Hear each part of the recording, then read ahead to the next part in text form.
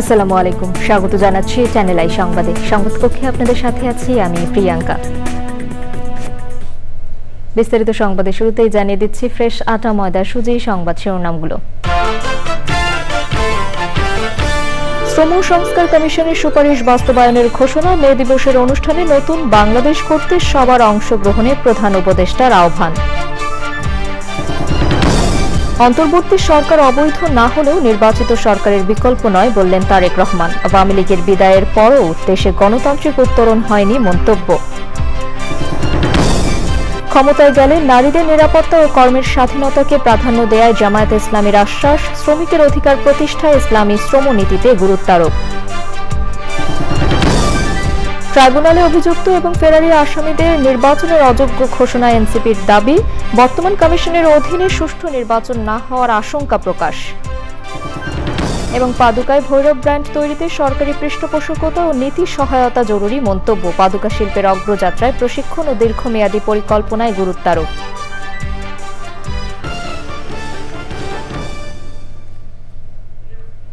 সংবাদ শিরোনামগুলো জানাচ্ছিলাম। এখনকার সংবাদ আয়োজন একই সঙ্গে চ্যানেল আই এর ইউটিউব চ্যানেলে এবং চ্যানেল আই এর ওটিটি প্ল্যাটফর্ম আই স্ক্রিনে লাইভ স্ট্রিম হচ্ছে। যাচ্ছে বিস্তারিত সংবাদে। প্রধান উপদেষ্টা অধ্যাপক মোহাম্মদ ইউনূস বলেছেন, নতুন বাংলাদেশ গড়ার প্রতিশ্রুতি নিয়ে অন্তর্বর্তী সরকার যাত্রা শুরু করেছে। তিনি বলেন, শ্রমিকদের অবস্থার পরিবর্তন না হলে নতুন বাংলাদেশ হবে না। সংস্কার কমিশনের প্রতিবেদন থেকে বাস্তবায়ন করা সম্ভব এমন প্রস্তাবগুলোই বাস্তবায়ন করা হবে বলে জানান প্রধান উপদেষ্টা। মোস্তফা মল্লিকের রিপোর্ট। মহান মে দিবস এবং জাতীয় পেশাগত স্বাস্থ্য ও সেফটি দিবস 2025 এবারের প্রতিপাদ্য শ্রমিক মালিক এক হয়ে গড়ব এদেশ নতুন করে। বাংলাদেশ চীন মৈত্রী সম্মেলন কেন্দ্রে শ্রম ও কর্মসংস্থান মন্ত্রণালয় আয়োজিত মে দিবসের অনুষ্ঠানে প্রধান অতিথি অন্তর্বর্তী সরকারের প্রধান উপদেষ্টা অধ্যাপক মোহাম্মদ ইউনূস। তিনি বলেন, প্রতিবারের মে দিবসের সঙ্গে এবারের দিবসের পার্থক্য রয়েছে। ছাত্র জনতার অভ্যুত্থান এই পার্থক্য করে দিয়েছে। এবারের অর্থ ভিন্ন, এই জন্য ভিন্ন, আমরা এই প্রতিশ্রুতি নিয়ে সরকার যাত্রা শুরু করেছে, যেটা ছাত্র, শ্রমিক এবং জনগণের অভ্যুত্থানের মাধ্যমে যেটা আকাঙ্ক্ষা সৃষ্টি হয়েছে, নতুন বাংলাদেশ করা। নতুন বাংলাদেশ হবে না যদি শ্রমিকদের অবস্থা পুরনো বাংলাদেশের মধ্যে থেকে যায়। প্রধান উপদেষ্টা বলেন, শ্রম খাতের উন্নয়নের জন্যই সরকার কমিশন করে দিয়েছিল। এই কমিশনের সব সুপারিশ বাস্তবায়ন করবে সরকার। আমাদের দায়িত্ব হলো আশু করণীয়গুলো দিয়ে যাত্রা শুরু করা, করণীয়গুলো সমাপ্ত করার পরে কঠিনগুলো আস্তে আস্তে আমরা রওনা হব। কিন্তু এটা বাস্তবায়ন না করে জাতির কোনো গত্যন্তর নাই। আসল জিনিস যেটা আমাদের নিজস্ব প্রতিশ্রুতি, আন্তর্জাতিকভাবে আমরা কি করলাম না করলাম সেটা তো হবেই, কিন্তু আমাদের নিজেদের প্রতিশ্রুতি হলো আমাদের এই কমিশনের, সংস্কার কমিশনের রিপোর্ট এবং তাদের সুপারিশমালা। সেই সুপারিশমালাই হবে আমাদের লক্ষ্য, যেটা বাস্তবায়ন প্রতিটি অক্ষরে অক্ষরে যেন আমরা বাস্তবায়ন করতে পারি, সেদিকে অগ্রসর হব। অধ্যাপক ইউনূস আরও বলেন, ছাত্র জনতার অভ্যুত্থানের পর এগিয়ে যাচ্ছে বাংলাদেশ। চমৎকার করে তারা এটা তুলে ধরেছে। Mostafa Mallik, channel I, Dhaka. বিএনপির ভারপ্রাপ্ত চেয়ারম্যান তারেক রহমান বলেছেন, গণ অভ্যুত্থানের পর অন্তর্বর্তী সরকার অবৈধ না হলেও নির্বাচিত সরকারের বিকল্প নয়। তিনি বলেন, বিদেশিদের নয়, দেশের জনগণের স্বার্থ নিশ্চিত করতে হবে। মে দিবসে রাজধানীতে শ্রমিক দলের সমাবেশে ভার্চুয়ালি যুক্ত হয়ে তিনি বলেন, এই সরকারের একটি অংশ নির্বাচন এবং সংস্কারকে মুখোমুখি দাঁড় করিয়ে ফ্যাসিবাদ বিরোধী ঐক্যে ফাটল ধরাতে চায়। দ্রুত নির্বাচনী রোডম্যাপ দেওয়ার দাবি করেন তিনি। রাহুল রায়ের রিপোর্ট। পয়লা মে আন্তর্জাতিক শ্রমিক দিবসে নয়াপল্টনে কেন্দ্রীয় কার্যালয়ের সামনে সমাবেশ করেছে শ্রমিক দল। সারা দেশ থেকে বিএনপির বিপুল সংখ্যক নেতাকর্মী ও সমর্থক যোগ দেন সমাবেশে। লন্ডন থেকে সমাবেশে ভার্চুয়ালি যুক্ত হন বিএনপির ভারপ্রাপ্ত চেয়ারম্যান তারেক রহমান। শ্রমিকদের শ্রমের মূল্যায়ন করার কথা বলে সবার আগে দেশের স্বার্থ নিশ্চিত করতে বলেন তিনি। আভ্যন্তরীণ যুদ্ধে লিপ্ত মিয়ানমারের রাখাইনে মানবিক সাহায্য পৌঁছানোর জন্য বাংলাদেশকে করিডোর হিসাবে ব্যবহারের অনুমতি দেওয়ার ব্যাপারে অন্তর্বর্তীকালীন সরকার নাকি নীতিগতভাবে সিদ্ধান্ত নিয়েছে।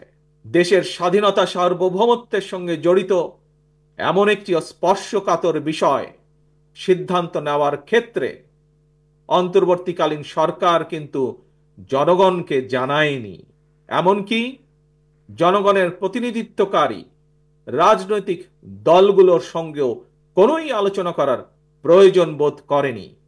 সিদ্ধান্ত আসতে হবে জনগণের কাছ থেকে, বিদেশিদের স্বার্থ রক্ষার স্বার্থে নয়। অন্তর্বর্তীকালীন সরকারকে সবার আগে দেশের জনগণের স্বার্থ নিশ্চিত করতে হবে, কারণ মিয়ানমার, ভারত, পাকিস্তান কিংবা অন্য কোনো দেশ নয়, সবার আগে বাংলাদেশ। বিএনপির ভারপ্রাপ্ত চেয়ারম্যান বলেন, জনগণের অধিকার প্রতিষ্ঠার জন্য অবশ্যই জনগণের সরকার প্রয়োজন। অন্তর্বর্তীকালীন সরকারের একটি অংশ সংস্কার এবং নির্বাচনকে মুখোমুখি দাঁড় করিয়ে ফ্যাসিবাদ বিরোধী রাজনৈতিক দলগুলোর মধ্যে সুপরিকল্পিতভাবে বিরোধ উস্কে দিতে চায়। অন্তর্বর্তীকালীন সরকারের প্রতি অনির্দিষ্টকালের জন্য সমর্থন অব্যাহত রাখা যৌক্তিক নয়।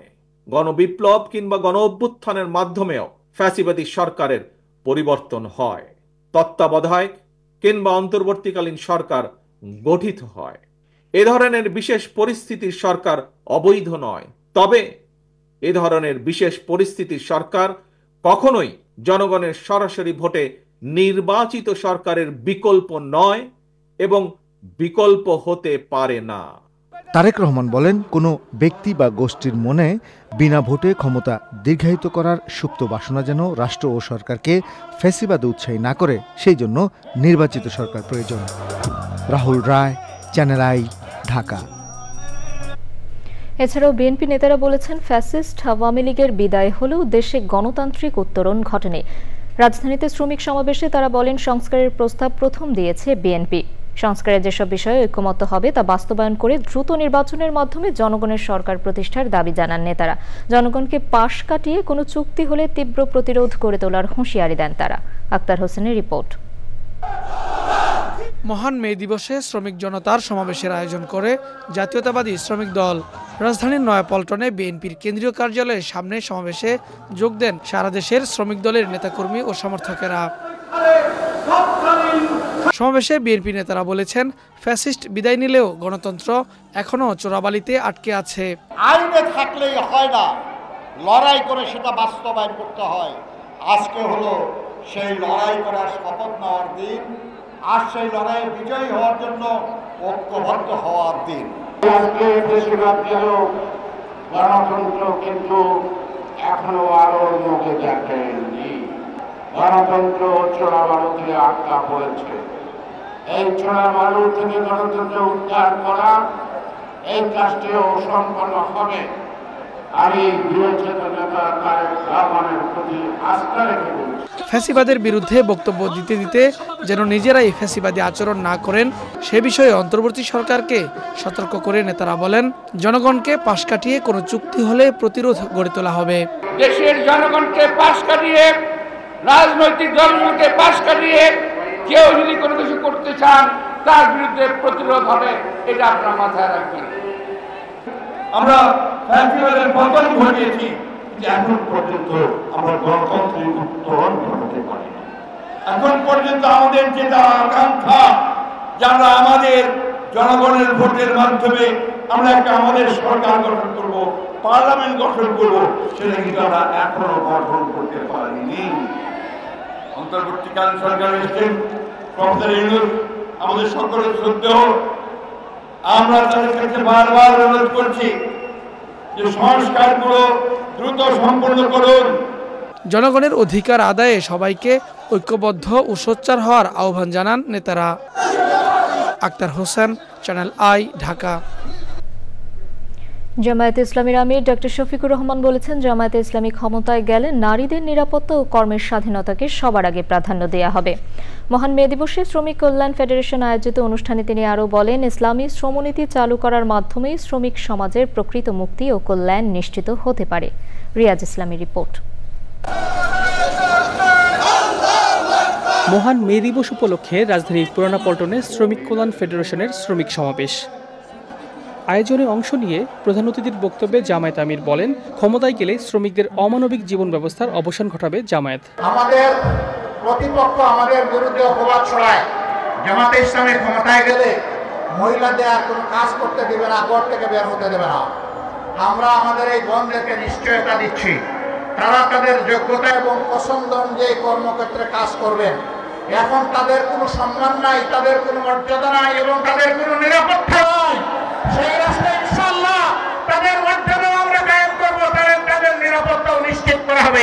দলটির সেক্রেটারি জেনারেল বলেন, মালিক শ্রমিক দ্বন্দ্বের সব ধরনের অবসান চায় জামায়াত। মালিক শ্রমিকের দ্বন্দ্ব নয়, সৎ মালিক সৎ শ্রমিকের সম্মেলনে মিলিত প্রচেষ্টায় কল কারখানা অর্থনীতির উৎপাদনের চাকাকে সচল রেখে একদিকে শ্রমিকের অধিকার, অপরদিকে অর্থনীতির চাকাকে সামনে নিয়ে যাওয়ার এই নতুন ধারার সৃষ্টি করেছে শ্রমিক কল্যাণ ফেডারেশন।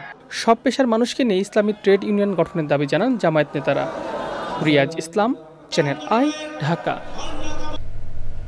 শুধু সাময়িক কল্যাণের জন্য নয়, সুদূর প্রসারী কাজে আসে এমন সংস্কারের আহ্বান জানিয়েছেন জাতীয় নাগরিক পার্টির দক্ষিণাঞ্চলের মুখ্য সংগঠক হাসনাত আব্দুল্লাহ। মে দিবসের আলোচনায় দলের যুগ্ম আহ্বায়ক সরওয়ার তুষার বলেন, বর্তমান নির্বাচন কমিশনের অধীনে সুষ্ঠু নির্বাচন সম্ভব নয়। নাজিব বেগ জানাচ্ছেন। মে দিবসে জাতীয় নাগরিক পার্টির শ্রমিক উইংয়ের আলোচনায় শ্রমিকদের বঞ্চনার নানা দিক তুলে ধরেন বক্তারা। অভিযোগ করেন, চাঁদাবাজি সহ নানা অপকর্মে ব্যবহার করা হয় শ্রমিকদের। বর্তমান নির্বাচন কমিশনের নিরপেক্ষতা নিয়ে প্রশ্ন তোলেন এনসিপির নেতারা। একটা বিশেষ রাজনৈতিক দলের সাথে ইসির সমস্ত বক্তব্য মিলে যাচ্ছে। এই ইসির নিরপেক্ষতা ইতিমধ্যেই প্রশ্নবিদ্ধ। সুতরাং অবিলম্বে আমাদের তরফ থেকে আমরা মনে করি যে এই ইসির পুনর্গঠন করতে হবে। এই ইসি দ্বারা, এটা কোনো ব্যক্তি নিয়ে আমরা আলোচনা করছি না, যে আইন যে বিধান দ্বারা এই ইসি পরিচালিত হয়, এই বিদ্যমান আইন এবং এই বিদ্যমান বিধানে একটা সুষ্ঠু নির্বাচন সম্ভব না। আগামী জাতীয় নির্বাচনে প্রবাসীদের ভোটাধিকার প্রয়োগ নিশ্চিতের তাগিদ দেন দলের দক্ষিণাঞ্চলের মুখ্য সংগঠক। সংস্কার প্রক্রিয়া নিয়েও কথা বলেন তিনি। আমাদের এই যে প্রবাসী যারা রয়েছে, তারাও যেন শুধুমাত্র সংখ্যায় না থাকে, বরং এই ক্ষমতা নির্ধারণে, মতামত নির্ধারণে তাদেরও যেন একটি ভূমিকা থাকে। শুধুমাত্র অলিগার্ক এবং অভিজাত শ্রেণীর সন্তুষ্টির জন্য যেন আমরা কোনো সংস্কার না করি, বরং সামগ্রিকভাবে নাগরিকদের যেটা কল্যাণ হয়, সামগ্রিকভাবে শ্রমিকের যেটা কল্যাণ হয়, মানুষের যেটা কল্যাণ হয়, রাষ্ট্রের ভূখণ্ডের প্রত্যেকটা মানুষের যে কল্যাণ হয় যে সংস্কারে, সেটার দিকে যেন আমরা মনোযোগী হই। শুধুমাত্র সাময়িক কোনো ধরনের সমাধানের জন্য যেন আমাদের কল্যাণ না হয়, আমরা যেন সংস্কারমুখী না হই। ক্ষমতায় গেলে দলগুলো শ্রমিকদের জন্য কি করবে তার রূপরেখা তুলে ধরার আহ্বান জানান বক্তারা। Najib Beg, channel I, Dhaka. পাদুকায় ভৈরব ব্র্যান্ড তৈরিতে সরকারি পৃষ্ঠপোষকতা ও নীতি সহায়তা জরুরি বলছেন সংশ্লিষ্টরা। কিশোরগঞ্জের ভৈরবে পাদুকা শিল্পে শ্রম ও পরিবেশগত মান বিষয়ক মাল্টি স্টেক হোল্ডার কনসালটেশন শীর্ষক মতবিনিময় সভায় এ শিল্পের অগ্রযাত্রায় সব পক্ষের সচেতনতা ও কার্যকর উদ্যোগের পাশাপাশি শ্রমিকদের প্রশিক্ষণ ও দীর্ঘমেয়াদী পরিকল্পনায় গুরুত্ব আরোপ করেন বক্তারা।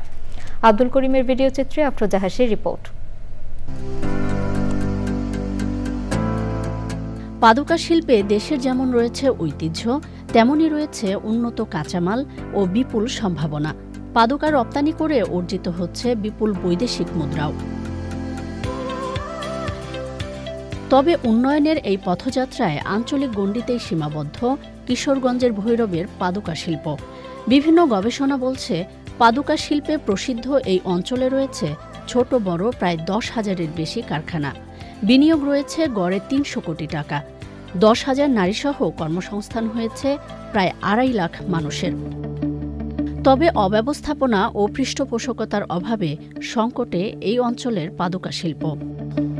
এমন বাস্তবতায় সামাজিক, অর্থনৈতিক ও পরিবেশগত মান উন্নয়নে ভৈরবের পাদুকা শিল্পের শ্রম ও পরিবেশগত মান বিষয়ক মাল্টি স্টেক হোল্ডার কনসালটেশন শীর্ষক মতবিনিময় সভায় পাদুকা শিল্পের বিকাশে প্রতিবন্ধকতা ও সংকট উত্তরণে করণীয় বিষয়ে নানা পরামর্শ তুলে ধরেন বক্তারা। ভৈরবের পণ্যগুলা রপ্তানি হয়ে বাইরে, দেশের বাইরে আমরা রপ্তানি করতে পারি, বিদেশি মুদ্রা আমরা অর্জন করতে পারি, তখন আমরা গার্মেন্টস শিল্পের এবং সকল যে আইন কারণ আমরা মাইনা চলার মতন ব্যবস্থা থাকবে। Bangladesh has made remarkable progress in the labor in the global footwear market. Ensuring compliance in these areas is not just about meeting international standards. It's about protecting people, the planet, and the long-term sustainability of the industry. পাদুকা শিল্পে আমাদের এই যে শ্রমিকদের জন্য আইনের বাস্তবায়ন দরকার, তো এই শিল্পের শ্রমিকদের জন্য আসলে মাতৃত্বকালীন সুরক্ষাটা যেন 6 মাস করা হয়, সেই বিষয়ে সুনির্দিষ্ট প্রস্তাবনা এবং আমরা দাবি রাখতে চাই। আইডি কার্ডের কথা বলেছি, ডে কেয়ার সেন্টারের কথা বলছি, মেয়েদের আলাদা টয়লেটের কথা বলছি, তারপরে বেতন সমমজুরির কথা বলেছি। এই সব কয়টি দিতে হবে। নিয়ম কানুন আইন শৃঙ্খলার মধ্যে আসলেই পাদুকা শিল্প অনেক উন্নতি করবে। আমরা চাই যে এখানে একটি মডার্ন ট্রেনিং সেন্টার থাকবে, যার মাধ্যমে আমরা আমাদের যে শিল্পটাকে কুটির শিল্পের জায়গা থেকে বড় ইন্ডাস্ট্রিয়াল পর্যায়ে আমরা নিয়ে যেতে পারবো। শ্রম আইন ও আন্তর্জাতিক মানদণ্ডের যথাযথ বাস্তবায়নের মাধ্যমে টেকসই চামড়া খাত বিনির্মাণ সম্ভব বলেছেন প্রকৃতি ও জীবন ফাউন্ডেশনের চেয়ারম্যান বীর মুক্তিযোদ্ধা মুকিত মজুমদার বাবু। যেভাবে এই শিল্পটাকে ধরে রাখা উচিত ছিল, এগিয়ে নিয়ে যাওয়া উচিত ছিল, সেটা কিন্তু হয়নি। চামড়া প্রক্রিয়াকরণে বিভিন্ন রাসায়নিক রং এবং অন্যান্য বিষাক্ত পদার্থ ব্যবহৃত হয়।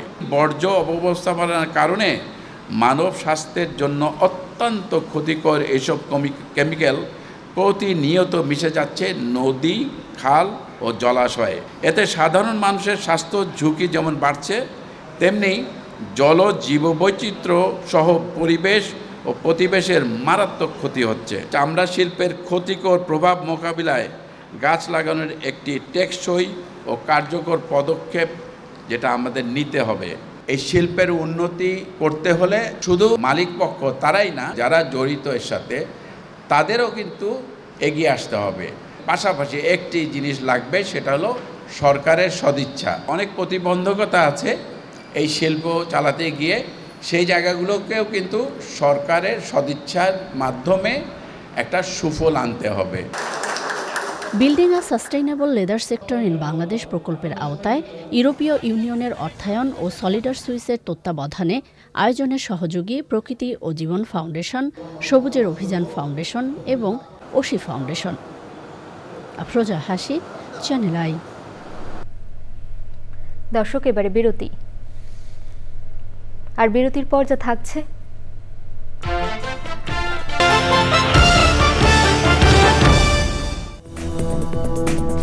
ফিরে এলাম বিরতির পর। হযরত মাওলানা শাহ সুফি খাজা বাবা ফরিদপুরি রহমতুল্লাহি আলাইহি সাহেবের ওফাত দিবস স্মরণে ফরিদপুরের 22 বিশ্ব জাকের মঞ্জিলে বিশ্ব ইসলামী সম্মেলন হয়েছে। সম্মেলনে জাকের পার্টির চেয়ারম্যান মোস্তফা আমির ফয়সল বলেছেন, বর্তমান ভয়াবহ বিশ্ব পরিস্থিতি ও ভারত উপমহাদেশের রাজনৈতিক পরিস্থিতি জটিল হয়ে পড়েছে, তাই দেশের স্বাধীনতা ও সার্বভৌমত্ব রক্ষায় জাতীয় ঐক্য গড়ে তুলতে হবে।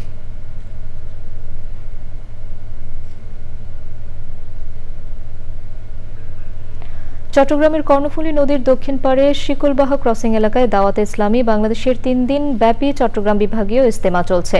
ইজতেমায় চট্টগ্রাম বিভাগের 11টি জেলায় দাওয়াতে ইসলামীর কর্মী সমর্থক সহ মুসল্লিরা অংশ নিচ্ছেন। আয়োজকরা জানান, এবারের ইজতেমায় কয়েক লাখ মুসল্লি অংশ নেবেন।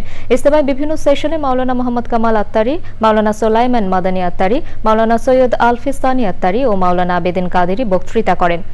শুক্রবার জুমার নামাজের পর আখিরি মোনাজাতের মধ্য দিয়ে 3 দিনের সুন্নতি ইজতেমা শেষ হবে।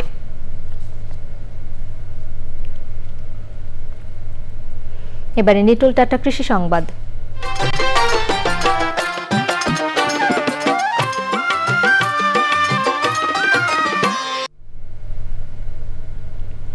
জৈব সার উৎপাদন করে সারা ফেলেছেন মৌলভীবাজারের এক নারী উদ্যোক্তা। প্রাকৃতিক উপকরণ ব্যবহারের মাধ্যমে জৈব সার উৎপাদন করে পরিবারের সচ্ছলতা এনেছেন তিনি। পাশাপাশি এই সার এলাকার কৃষকের চাহিদাও পূরণ করছে। মৌলভীবাজার থেকে এমএস আলমের তথ্য, ভিডিও চিত্রে আল মুকসিদের রিপোর্ট। মৌলভীবাজারের বড়লেখা উপজেলার রতুলি গ্রামের সালেহা বেগম কৃষি বিভাগ থেকে প্রশিক্ষণ নিয়ে শুরু করেন জৈব সার উৎপাদন। 2 বছরের মধ্যেই ট্রাইকো কম্পোস্ট ও ডার্মি কম্পোস্ট উৎপাদনের পর আর পেছনে ফিরে তাকাতে হয়নি তাকে। জৈব সার কি জিনিস আমরা তো চিনছি না, পরে তো আমরা সারেনিয়া ট্রেনিং দেওয়াইছি, দেওয়ার পরে আমরা জৈব সার কি জিনিস আমরা শিখছি, শিখার পরে আমরা গোবর সবজির বাদা দিয়া খেয়ে খাইয়া রয়েছে জৈব সার হয়েছে।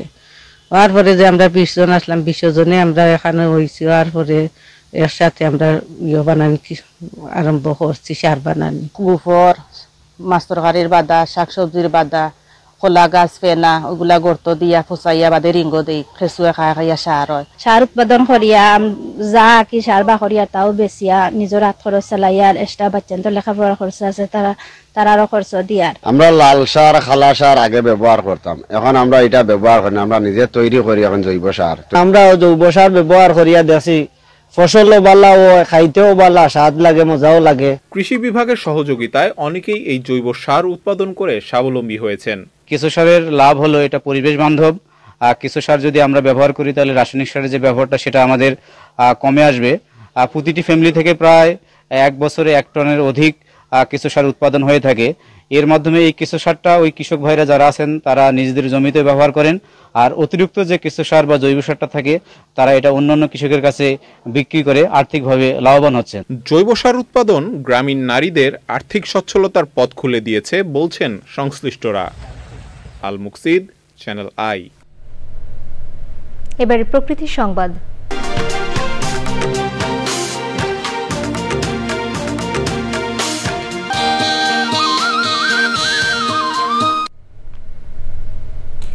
আধুনিকতার ছোঁয়ায় হারিয়ে যেতে শুরু করেছে গাজীপুরের ঐতিহ্যবাহী মাটির তৈরি ঘর।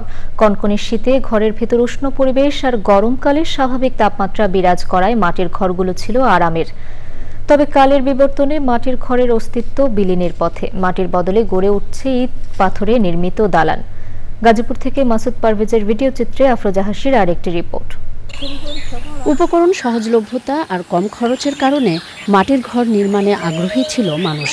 এঁটেল বা আঠালো মাটি দিয়ে নির্মিত 12 থেকে 15 ফুট উঁচু দেয়ালের ওপর বসানো হতো কাঠ বা বাঁশের সিলিং। তার উপর দেওয়া হতো খড় অথবা টিনের ছাউনি। শুধু একতলাই নয়, মাটি দিয়ে তৈরি করা হতো দোতলা বাড়িও। একসময় গাজীপুরের কালিয়াকৈর, কালীগঞ্জ, কাপাসিয়া, শ্রীপুর ও সদর উপজেলার বিভিন্ন অঞ্চলে দেখা যেত মাটির ঘর। শীতের দিনে ঘরটা থাকে গরম, আর গরমের দিনে থাকে ঠান্ডা। যারা নতুন বাড়ি তৈরি করে তাদের মাটির ঘর তৈরি করে না তেমন একটা, যার কারণে আমাদের গাজীপুরে তেমন মাটির ঘর আস্তে আস্তে বিলীন হয়ে যাচ্ছে।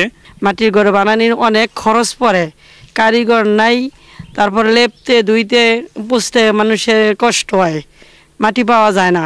শীত কিংবা গরম সব মৌসুমে আরামদায়ক এই মাটির ঘর সময়ের পরিক্রমায় এখন বিলুপ্ত প্রায়। মাটির ঘর যদি আমরা আবার সংরক্ষণ করতে পারি তাহলে আমাদের এই যে তাপ দাহ বা এই যে হিটওয়েভ, এটা থেকে আমরা রক্ষা পাইতাম।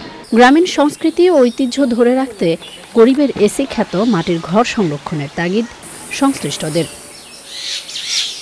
আফরোজা হাসি, প্রকৃতি ও জীবন ডেস্ক, চ্যানেল আই। এবারে খেলার খবর।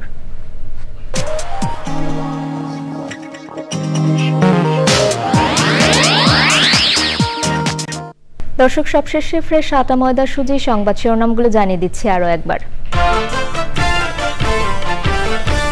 শ্রম সংস্কার কমিশনের সুপারিশ বাস্তবায়নের ঘোষণা। মে দিবসের অনুষ্ঠানে নতুন বাংলাদেশ গড়তে সবার অংশগ্রহণে প্রধান উপদেষ্টার আহ্বান। অন্তর্বর্তী সরকার অবৈধ না হলেও নির্বাচিত সরকারের বিকল্প নয় বললেন তারেক রহমান। আওয়ামী লীগের বিদায়ের পরও দেশে গণতান্ত্রিক উত্তরণ হয়নি, মন্তব্য। ক্ষমতায় গেলে নারীদের নিরাপত্তা ও কর্মের স্বাধীনতাকে প্রাধান্য দেয় জামায়াতে ইসলামীর আশ্বাস। শ্রমিকের অধিকার প্রতিষ্ঠায় ইসলামী শ্রমনীতিতে গুরুত্বারোপ। ট্রাইব্যুনালে অভিযুক্ত এবং ফেরারি আসামিদের নির্বাচনের অযোগ্য ঘোষণা এনসিপির দাবি। বর্তমান কমিশনের অধীনে সুষ্ঠু নির্বাচন না হওয়ার আশঙ্কা প্রকাশ। এবং পাদুকায় ভৈরব ব্র্যান্ড তৈরিতে সরকারি পৃষ্ঠপোষকতা ও নীতি সহায়তা জরুরি, মন্তব্য। পাদুকা শিল্পের অগ্রযাত্রায় প্রশিক্ষণ ও দীর্ঘমেয়াদী পরিকল্পনায় গুরুত্বারোপ।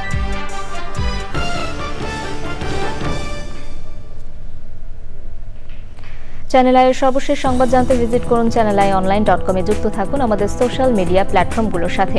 দর্শক, এখনকার সংবাদ আয়োজন এ পর্যন্তই। এতক্ষণ সাথে থাকার জন্য ধন্যবাদ সবাইকে।